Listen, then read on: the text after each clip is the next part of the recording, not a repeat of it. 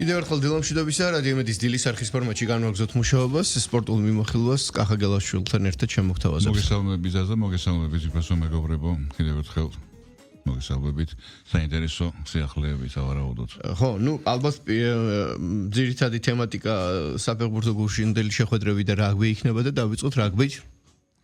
რა თქმა უნდა, რაგბი სიახლე გულშემატკივარი ყოველ შემთხვევაში არის ქართული სპორტის ალბათ ერთ-ერთი მთავარი მოვლენა მსოფლიო ჩემპიონატის რაგბის მსოფლიო თასის კენჭისგან გაიმართა გუშინ ავსტრალიის ქალაქ სიდნეიში, სწორედ სიდნეი უმასპინძლებს 2007 წელს მსოფლიო თასის გათამაშებას და საქართველოს ნაკრები როგორც ბოლო მსოფლიო ჩემპიონატების ერთ-ერთი უცვლელი მონაწილე კვლავ მიიღებს მონაწილეობას ამ 4 წლეულის მთავარ სარაგბო ფორუმში და შევიტყვეთ ჩვენი მეტოქეები ქართველი გულშემატკივრისთვის ალბათ ორმაგად სასიამოვნოა ის რომ ჩვენი მეტოქე ერთ-ერთ მთავარ კონკურენტად ჩვენთვის ყოველ შემთხვევაში განხილული იტალიის ნაკრები იქნება როგორც ცნობილია ქართველი გულშემატკივარი მივიჩნევთ რომ არაფერი ძლიერი არ არის იტალია ჩვენზე და როგორც იტალია იმსახურებს და თამაშობს მსოფლიოს ერთ-ერთ ყველაზე პრესტიჟულ სანაკრებო ტურნირზე ევროპულ ტურნირზე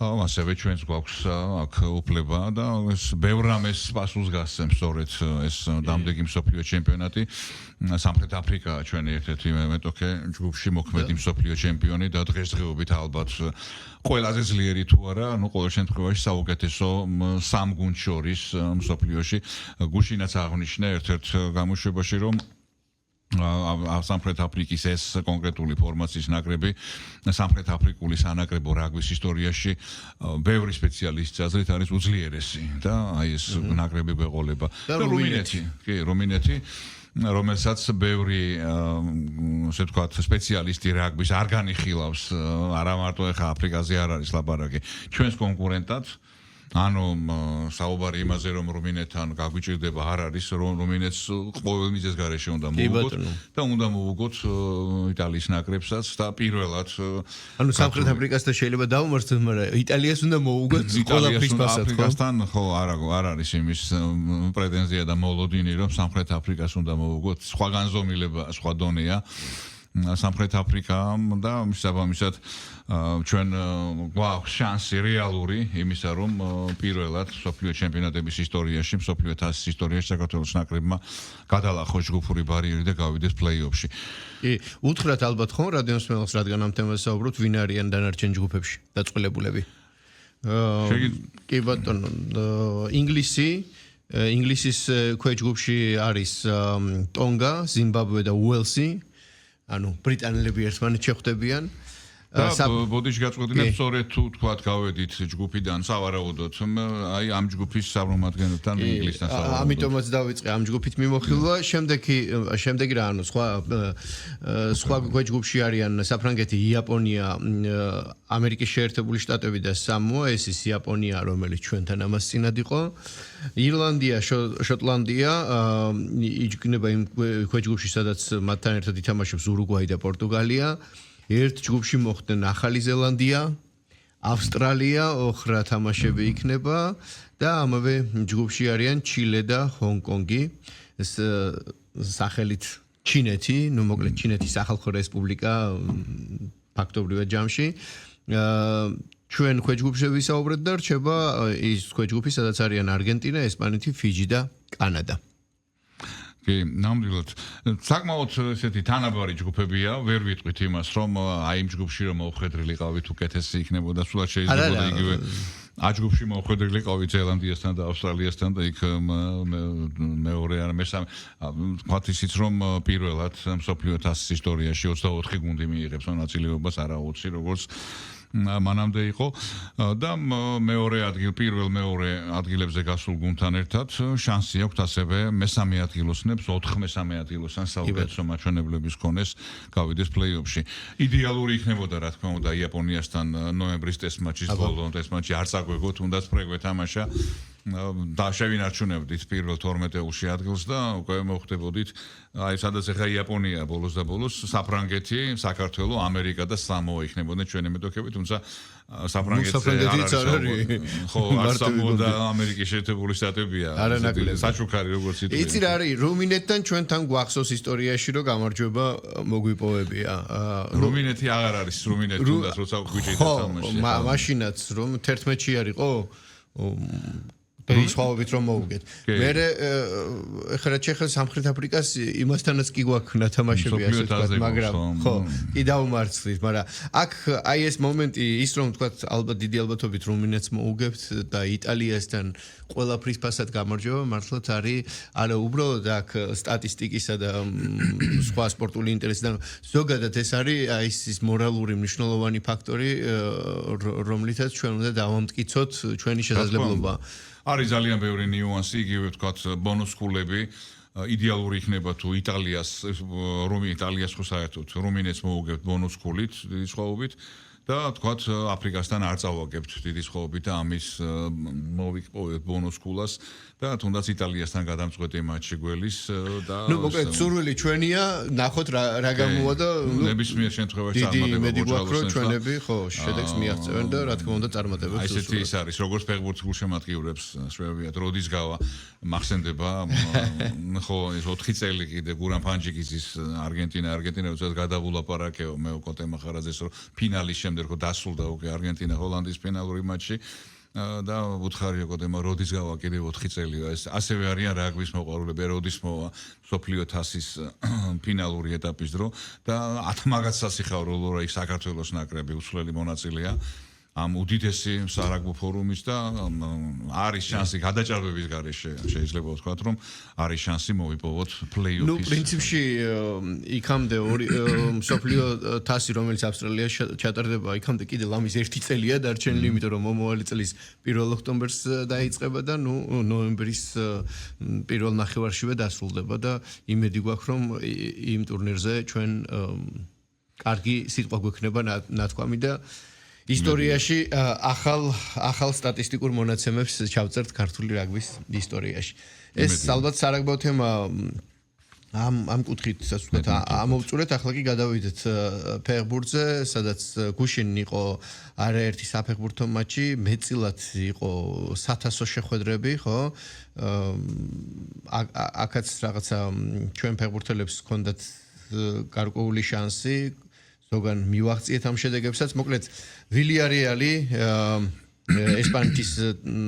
ესპანეთში სათასო შეხვედრაზე იქ მიქაუტაძე დამატებით დროში გამოვიდა და შემდეგ უკვე მათ მოახერხეს გამარჯვების მოპოვება პენალტების სერიაში კი ბატონო მაგრამ მათგან განსხვავებით მაგალითად გოჩოლეიშვილის გუნდი დამარცხდა ჰამბურგმა თასზე მარცხი განიცადა გუნდთან სადაც შეეძლო რომ ვთქვათ გოლი ჩაეწერა თავის აქტივში გოჩოლეიშვილს თუმცა ძელმა შეუშალა ხელი და ჰოლშტაინთან ისინი უკვე პენალტების სერიამდე მივიდნენ მიქაუტაძის გუნდის არ იყოს თუმცა ვილიარეალისგან განსხვავებით ქართველი ფეხბურთელის ეს კლუბი დამარცხდა და ვერ გადავიდა მომდევნო ეტაპზე ასევე ვერ მოახერხა მაგალითად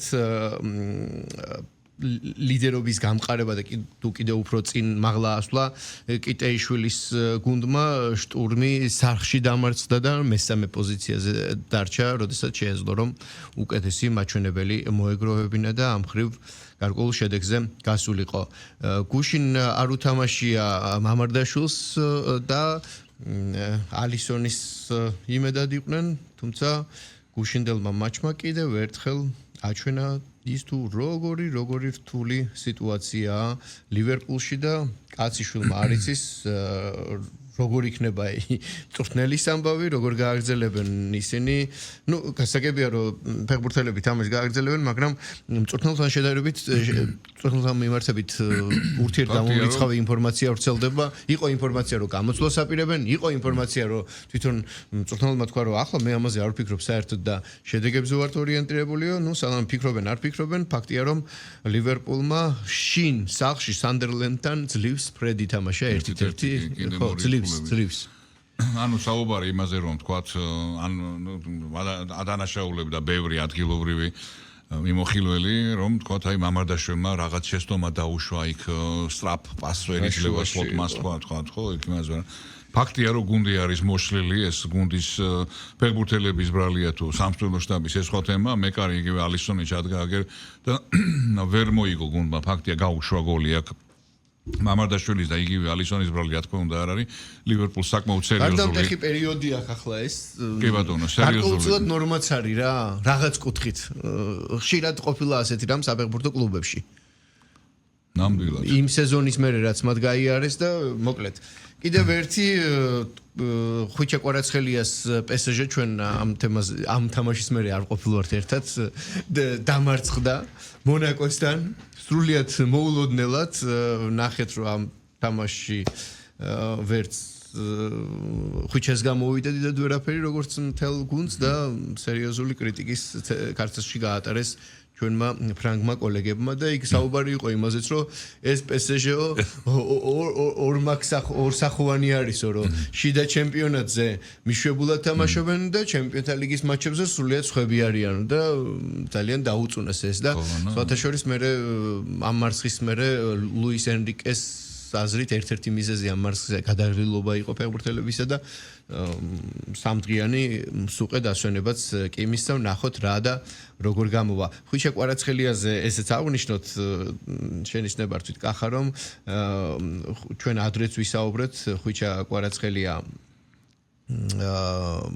დასახელებულია იმ ნომინანტთა შორის სადაც გამარჯვებასაც ვისურვებდით ჩვენ ხვიჩასაც ფინალისტებს შორის არის. ხო, ფინალისტთა არა, ადრე ვისაუბრეთ რომ უბრალოდ სიაში იყო და ახლა უკვე ფინალისტებშია კი ბატონო და ნუ მოლოდინი კი გვაქვს, მაგრამ დღესაც აგერ ახლა შევედი, ხმაც მივეცი, მაგრამ მონაცემები ისეთია რომ დიდი პერსპექტივა მოუწოდოთ რომ მისცენ ხმა. კი, აუცილებლად შედით ვებგვერდზე სადაც შეგიძლიათ რომ ხმა მისცეთ ხვიჩა კვარაცხელიას ჩვენი ეს მხარდაჭერა ხვიჩასადმი არის მნიშვნელოვანი საჭირო გასაგებია ჩვენი რიცხობრივი მდგომარეობით ჩვენ ვერ შევცვლით დიდად მოცემულობას მაგრამ ის რომ ხვიჩა ფინალშია გასული ესე ძალიან ბევრ რამეზე მეტყველებს და ეს საგულისხმოა საყურადღებოა და ნუ ჩვენ რაც შეგვიძლია მაქსიმუმ უნდა გავაკეთოთ და აუცილებლად უნდა შევიდეთ ხმა მივცეთ მე შენის ნებართვით კიდევ ერთხელ ვეტყვი რა როგორი მაჩვენებლებია შეგახსენებთ რომ საუკეთესო ფეხბურთელთა შორის იბრძვის ანუ ნახევარ უკვე ამ სიაშია საბოლოო სიაშია და ასევე წარდგენილია საუკეთესო შემტევთა შორის ჯილდოზეც რაც შეეხება მონაცემებს აი მონიშნული მქონდა მინდოდა პროცენტული მაჩვენებლები აი საუკეთესო ფეხბურთელთა შორის ლიდერობს კილიან მბაპე 34% აქვს მას ამ ხრივ ამ მაჩვენებლით მეორე ადგილზეა უკვე ბრაზილიელი ფორვარდი და ამ მაჩვენებლებში როგორც უკვე აღნიშნე არც ისე კარგი შედეგი აქვს ხვიჩა კვარაცხელიას იქ საუბარია თითო პროცენტებზე ნუ 34-სა და პროცენტ ნახევარსა და 2% შორის დიდი სხვაობაა ჩვენი უნდა გავაკეთოთ კიდე ერთხელ ამაზე არ არის საუბარი რომ ხვიჩა მოიგებს ამ ნომინაციაში გახდება არა ის რომ ამ ფინალისტებს შორის არის უკვე დიდი მიღწევაა და ხო საუკეთესო შემტევებში მე 8 კაც შორის არის გასული სადღაც და შაშან როგორც ვასო ვინისიუს ჟუნიერმა მოიგო ორივე ნომინაცია და შაშანაც იყო ხვიჩა ნომინანტებს შორის, თუმცა აი ამ ფინალში ამ გადამწყვეტ ბოლო საუკეთესოებს შორის არ გასულა წელს უკეთესი მაჩვენებელი აქვს, გამომდინარე იქიდან რომ PSG-მ ბრწყინვალე სეზონი ჩაატარა, წინა სეზონი და ხვიჩა ერთ-ერთი მთავარი ფიგურა იყო ასე თქვა. და ამ ჩემპიონთა ლიგაზე წარმატებულ ასპარეზობას ყოველთვის აქვს ამ გადამწყვეტი მნიშვნელობა, რაც არ უნდა ვთქვათ. დიახ PSG შიგნით ლიდერია, დიახ PSG ну შეუდარებელია საფრანგეთში ეს გავიგეთ მონაკოსთან მარცხიც და ეს ერთი წაფორხილება დიდ არქეზე დაეწყობა ამ გუნდს მაგრამ ხვიჩა ვახსენეთ და PSG და მოდი ხვიჩას ყოფილ გუნდზეც თქვა თორის თქვა ნაპოლიმ გუშინ რამდენი გოლი გაიტანეს პენალტების სერიაში თასის მეორე ფინალში საკუთარ მოედანზე მოუგო კალიარის და 20 პენალტი დაარტყეს ფეხბურთელს ერთ-ერთი დასრულა ძირითადი დრო და პენალტების სერიაში 9 რომ მოიგო ნაპოლიმ, 1 პენალტი ნაპოლიმ გააფუჭა, 2 კალიარიმ და საბოლოოდ ესეთი არის ძალიან ბევრი ადრეულ ასაკში მაგალითად ველოდებოდი ხოლმე რომ თქვა ესეც 1000 მატჩი პრედასრულებული იყო პენალტების სერიის ყურება მიყვარდა ძალიან და ახაც არის ბევრი იგივე სტადიონზე შეკრებილი გულშემატკივარი არ დაუვიწყარი ემოცია იყო, როდესაც საქართველოს ნაკრებმა პენალტების სერიაში მოუგო საბერძნეთს, აი პირველი შემთხვევა იყო ეს ჩემს ისტორიის დასაწყისი, რომ პენალტების სერიას ჩემი გუნდის კლუბი იქნებოდა თუ ნაკრები პირველად უყურე ესეთ იმას და სხვა ემოცია რა თქმა უნდა პენალტების სერიის დროს მოპოვებულ გამარჯვებას სხვა ემოცია ახლავს. კი ბატონო, აი დავასრულოთ ის თემა, ფორვარდებს შორისაც არის, ასე ვთქვათ, უკვე short-list-ში წარდგენილი ხვიჩა კვარაცხელია, სადაც უფრო შედარებით უფრო მაღალი მაჩვენებელი აქვს მას 2.7%, აქაც კილიან მბაპე ლიდერობს 47.7 მეასედით, აქ უკვე მეორე ადგილზე ასე ვთქვათ ამ მაჩვენებლებით ჯერჯერობით გასულია ოსმან დემბელე 11.9%-ით ხვიჩას თანაგუნდელი და 21.8 აქვს რაფინიას, ნუ ლამინიამალს 5 აქვს, 5%-ზე მეტი აქვს, მოსალახი არის 8.1%-ით და ნუ პრინციპში აქაც ალბათ დიდი ალბათობით ყველაფერი გასაგებია. კიდევ ერთხელ მოგიწოდებ შედით vote.globesoccer.com-ზე იქ არის ხმის მიცემის მბაპე მიიჩნევა მთავარ ფავორიტად და დიდი ალბათობით ალბათ ეს საფრანგეთის ნაკრების ლიდერი, რეალი შეტევის ლიდერი მოიგებს კიდეც ამ. იცი რა არის, აი საუკეთესო მამაკაც ფეხბურთელთა შორის 34 და 1 აქვს მბაპეს და რაფინიას აქვს 30 და 8. ხო, ნუ აქ შანსი აქვს. მე უკვე არის უსმან დემბელე და მე მოდის მოსალახი. ჰალანდს 0.6-ია. ხვიჩაზე ბევრად ნაკლები მაჩვენებელია და ხვიჩას აქვს 1.1%. გუშინ მბაპემ და რეალმა უმნიშვნელოვანესი მატჩი მოიგეს ლა ლიგაში. კი ბატონო, მბაპემ. და აქაც მბაპე იყო თავაშის თავარი გმირი. კი, მბაპემ შეასრულა დუბლი და რეალმა შეწყვიტა 3 მატჩიანი მოუგებელი სერია. იქაც დიდი ამბებია, ვიცით ხომ, ლივერპულის არ იყოს სამწუხაროდ დაკავშირებით. ჩაბი ალონსოს ნახევარი გუნდი აუფხედრდა, სხვათა შორის ვინისიუსის მეთაურობით არ მოსწონს. ითქვა მე ჩაბი ალონსომ რომ ჩვენ არა გვაქვს პრობლემაო, მაგრამ ხო, რა თქმა უნდა, რას იტყვის ახლა ხო და ფაქტია რომ რეალმა მოიგო ეს მატჩი და მინიმუმამდე შეამცირა ბარსელონასთან ჩამორჩენა. პირველ ადგილზე ბარსელონა, რომელიც ერთი ქულით უსწრებს გუშინდელი რეალის მოგების შემდეგ რეალს უშუალო კონკურენტს. აქვე შევახსენოთ ჩვენას რომ ეს იყო მე-19 ტურის გადმოტანილი შეხვედრა ესპანეთში რეალის ბარსელონას, ატლეტიკ ბილბაოს და მადრიდის ატლეტიკოს მონაწილეობით, სწორედ ეს 4-ეული 7 დეკემბრიდან ჯიდაში საუდის არაბეთში დაიწყებს უკვე ასპარეზობას ესპანეთის სუპერთასის მინი ტურნირი 4 ტურნირი სწორედ აქ ჩატარდება. ბარსელონა მოქმედი ჩემპიონი ესპანეთის ასევე თასის მფლობელია ორივე ამ და იქ უკვე რეალს უჭერს ამ ხრივ ბარსასთან კონკურირება. ხო, ნუ ეს შარშან ბარსამ დაჭაგრა ხო რეალი პირველ ადგილზე გავიდა ჩემპიონატში, რეალი მეორეზე და თასის ფინალში ბარსამ მოუგო რეალს. და მესამე მეოთხე ადგილოსნები ატლეტიკო და ბილბაო ითამაშებენ და აი ამის გამო ეს ტური გადმოიტანეს როგორც ვთქვით ბარსელონამაც აბსკინვალი გამარჯვება იზეიმა მე-19 ტურში განახლებულ კამპ ნოუზე პირველი მატჩი ჩაატარეს კატალონიელებმა და გადასარევი შედეგით 3-1 ატლეტიკო ერთ-ერთი უხერხული მეტოქე ძალიან რთული. მით უმეტეს ბარსას მსგავსი ეს შემოქმედებითი გახსნილი ფეხბურთის მოთამაშე გუნდებისთვის აგებდა მოლითერი 3-1 მოიგეს და კარგია ეს ახალგახსნის სტადიონზე იმედი მაქვს რომ სამუდამოდ ეს ჟინი და შემართება დარჩება ამ გუნდს და აქვე ბარსელონაზე ერთი სიტყვას ვთქვათ ისევ ვრცელდება ადრე თქვათ მიჩუმათებული ინფორმაციები იმის შესახებ რომ მცირე ხნიანი იჯარით შეიძლება ბარსაში დაბრუნდეს ლიონელ მესი დეკუმ რომელიც ახლა უკვე სხვა პოზიციაზეა ბარსელონაში თქვა რომ ამ თემაზე ჩვენ საუბარი არ ქონიო მაგრამ ძალიან ბევრი საუბრობს იმაზე რომ შეიძლება ეს რეალობად იქცეს. ნუ ამას დრო გვაჩვენებს, ან რაღა დრო რჩება უკვე ეს ადამიანიც ნელ-ნელა ასაკიდან გამომდინარე მიდის თავისი საფეხბურთო ფინიშისკენ. ნუ მოკლედ ალბათ ცირეხნით მაინც რო დაბრუნდეს სიმბოლური თვალსაზრისით სიმბოლური თვალსაზრისით ხომ არა. ღირსეულ დამშვიდობებას მოუწყობენ და ეს იქნება ალბათ. მე ასე მგონია რა. ის ჩემპიონატი სადაც დღეს მე თამაშობს, რა თქმა უნდა, მნიშვნელოვნად დაბალი დონისაა, იგივე ესპანეთის ჩემპიონატთან და ეს ყველაფერი კომპლექსია. მაგრამ ერთი კაცის ფაქტორმა როგორ მოახერხა ფეხბურთის კიდევ უფრო პოპულარიზაცია თუნდაც შტატებში, ხო? კი, შტატებში. და იმ მატჩი, რომელზეც ჩვენ ვისაუბრეთ, ლევანდოვსკიმ პენალტი ვერ გაიტანა, მოგეხსენება და ხო, კი, და ანტირეკორდი ერთგვარი არც ერთ ფეხბურთელს ერთ სეზონში ესპანეთის ჩემპიონატში ორი პენალტი არ აუცილებია. არ გაუწდებია და ხდება ხოლმე ესეც. ნუ ხდება ხოლმე და ეს ადამიანიც უკვე ასაკიდან გამომდინარე იყო ინფორმაცია, იცი ხო, რომ შეიძლება და გადასულიყო სხვა კლუბში, შემდეგ მან თქვა რომ ჯერჯერობით არსად არ მივდივარო და რას იზამენ, ნახოთ.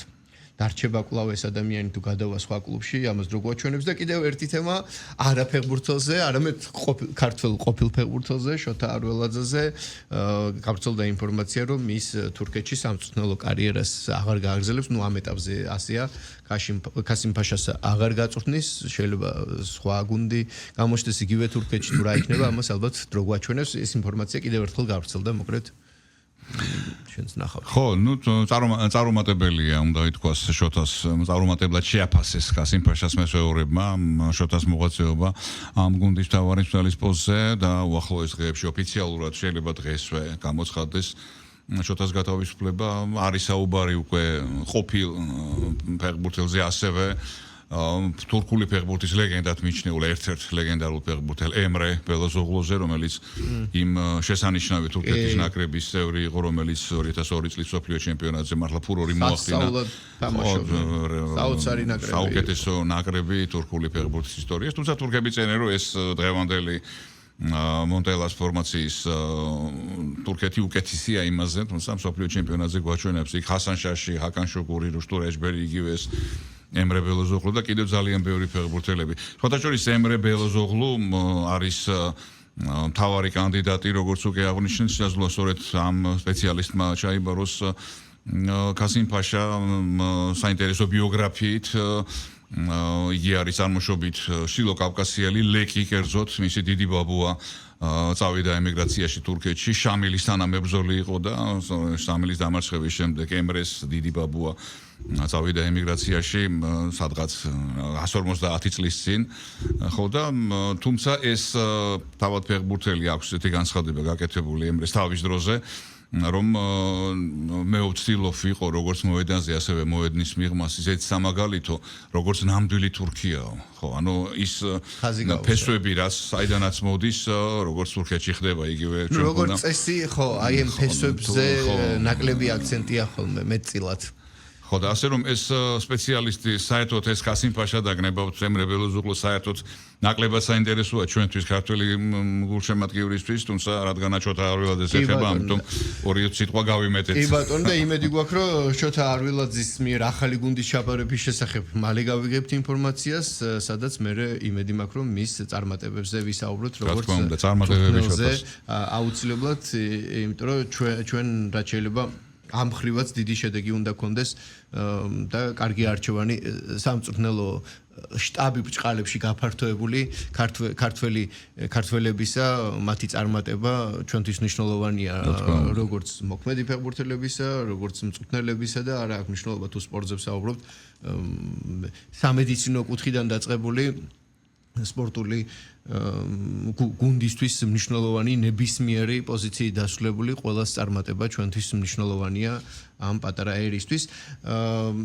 რჩება 3-4 წუთი და მე შენს მოსვლამდე დილით მისალმებისას აღნიშნე დღევანდელ იუბილართა შორის 3 სპორტსმენის გვარი დავასახელე და ამათგან ერთ-ერთი სამწუხაროდ ცოცხალი აღარ არის. დიეგო ჟოტა აღნიშნავდა დღეს დაბადების დღეს, რომ არ მომხდარიყო ის ტრაგიკული ავარია თავის მასთან ერთად ესპანეთში, რასაც შეეწირა ეს პორტუგალიელი ფეხბურთელი, რომელიც თამაშობდა და იქნებოდა გიორგის თანაგუნდელი ლივერპულში.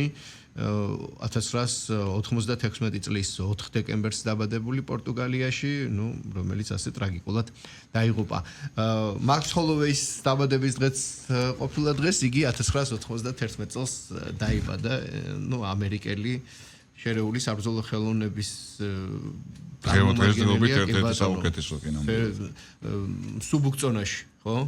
და ჩვენთვის კარგად ნაცნობია. კი, ბატონო, ჩვენთვის კარგად ნაცნობია და მინდა შენ 2-20 სიტყვით გაიხსენო იმ ადამიანის მიღწევები, რომელიც საბჭოთა კავშირის სახელით ასპარეზობდა, რომელიც იყო წარმოშობით და არის უკრაინელი, რომელმაც საოცარი კვალი დატოვა სპორტში. სერგეი ბუბკაზე ვსაუბრობ. სერგეი ბუბკა ჭოკითხომაში მთელი ეპოქაა მისი სპორტული კარიერა. ოლიმპიური ჩემპიონი, საოცარი ისტორია. ოლიმპიური ჩემპიონი 1988 წელს სეულის ოლიმპიური ჩემპიონია.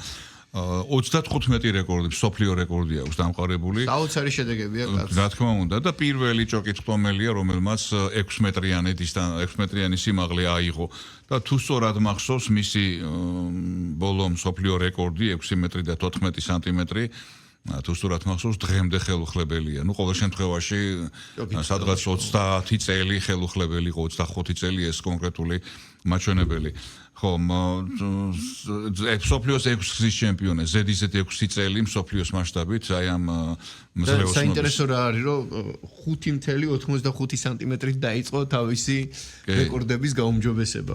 ხო, მან თითოეულ მსოფლიო რეკორდზე არის დამატებითი ბონუსი, საკმაოდ სერიოზული ფულადი ბონუსი და ვთქვათ, როდესაც სპორტსმენს შეუძლია ვთქვათ სიტყვაზე 1 სანტიმეტრით გააუმჯობესოს თავისი რეკორდი და შესაბამისად ყოველ სანტიმეტრ გაუმჯობესებო მსოფლიო რეკორდზე სოლიდურ ფინანსურ ბონუსს იღებს, ისინი არ მიდიან მცირე ეშმაკობას მალობენ და ვთქვათ არ იღებენ ეთბაშად პლუს 5 სანტიმეტრს უფრო მეტს, თითო სანტიმეტრით აუმჯობესებენ. აგერ ამ კაცმა ჯამში კი მოაგრო 35 მსოფლიო რეკორდი. რეკორდი კი ბატონო. ოლიმპიურ მედლებზე რო არაფერი თქვა 35 მსოფლიო რეკორდი. ასევე იყო ისინბაევა, რუსი ასევე ჭოკითხომელი, ასევე ლეგენდარული, ისიც ესე სანტიმეტრობით აგროვებდა მას. ახლა არ ვიცი ვწდები თუ არა, მე მახსოვს მე მგონი შენ მიყვებოდი ადრე რომ საბჭოთა კავშირის თუ შემდეგ პოსტსაბჭოურ პერიოდში გაქურდეს მისი სახლი და სახლიდან ოქროს ოლიმპიური მედალი ოქროს ბუბკაზე იყო ხო? სწორად მახსოვს ესე. ხო,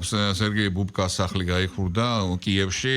თვითონ დონეცკელია, როგორც ვიცით, სერგეი ბუბკა, თავის სახლში როგორც მე მახსოვს და ძალიან ბევრი არა მარტო თქვათ იქ ფასიანი, თქვათ იქ ძალიან ძვირფას საჩუქრები, თქვათ იქ. ხო, თავარი იყო ის ოქროს მედალი. ოქროს მედალი მოიპარეს, ხო, თუმცა მე როგორც ვიცი დააბრუნეს მერე თუ როგორღაც ერთი ამბავი იყო და ეს ცნობილი ჩვეულებრივი მოვლენაა მსოფლიოში არა მარტო თქვათ პოსტსაბჭოეთში, იგივე მსოფლიო ნიკეს თასი მოიპარეს.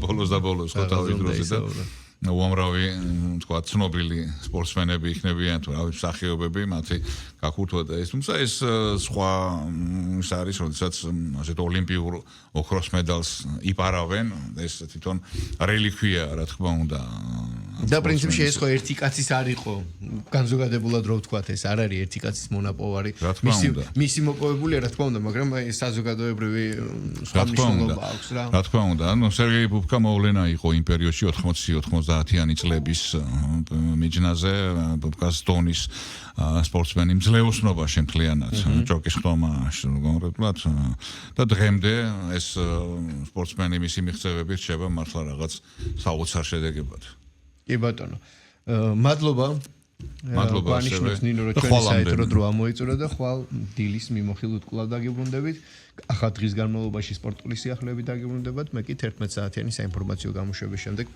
სტუმართან ერთად ვისაუბრებ პირდაპირ ეთერში კიდევ ერთხელ შეგახსენებთ რომ ჩვენ გამოვეხმაურებით იმ ახალ პროგრამას რომელიც შინაგან საქმეთა სამინისტროს აკადემიაში საზოგადოებრივი უსაფრთხოებისა და საპოლიციო საქმის საბაგალავრო ახალ პროგრამას უკავშირდება. მადლობა დროებით.